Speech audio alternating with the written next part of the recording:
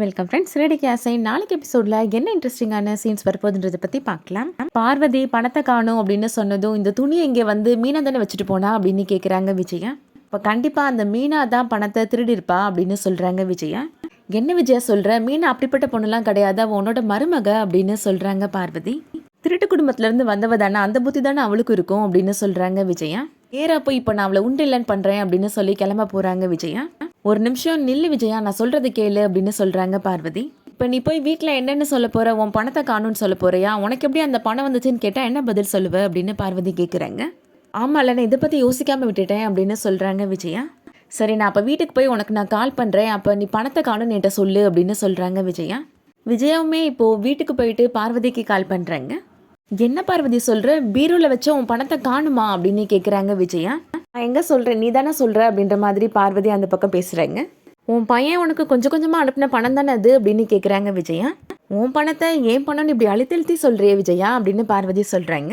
எப்படி பார்வதி உன் பணம் காணாமல் போகும், யாராவது புதுசாக வீட்டுக்கு வந்தாங்களா, நல்லா யோசிச்சு சொல்லு அப்படின்னு கேட்குறாங்க விஜயா.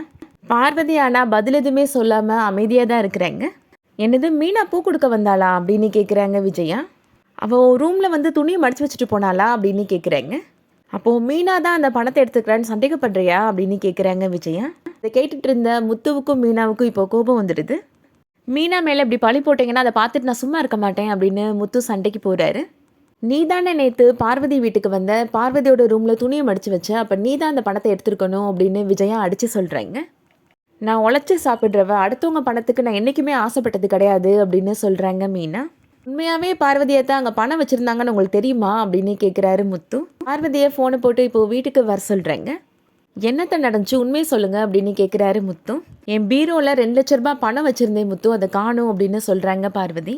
உண்மையாகவே நீங்கள் அவ்வளோ பணம் வச்சுருந்தீங்கன்னு நாங்கள் எப்படி நம்புறது அப்படின்னு கேட்குறாரு முத்து. ஏன் அந்த பணத்தை நான் வச்சுருந்ததை ரோகிணிக்கு கூட காமிச்சேனே அப்படின்னு உளறிடுறாங்க பார்வதி. அதை கேட்டால் முத்து சொல்கிறாரு, அப்போ பார்லர் அம்மாவும் உங்கள் வீட்டுக்கு வந்திருக்கு தானே, அப்போ அதையே பணத்தை எடுத்துருக்க கூடாது அப்படின்னு கேட்குறாரு. அப்போ போய் போலீஸில் கம்ப்ளைண்ட் கொடுக்கலாம், அவங்க கண்டுபிடிச்சி சொல்லுவாங்க அப்படின்னு சொல்கிறாரு முத்து. அதை கேட்டால் ரோகிணி அதிர்ச்சியாகி நிற்கிறாங்க.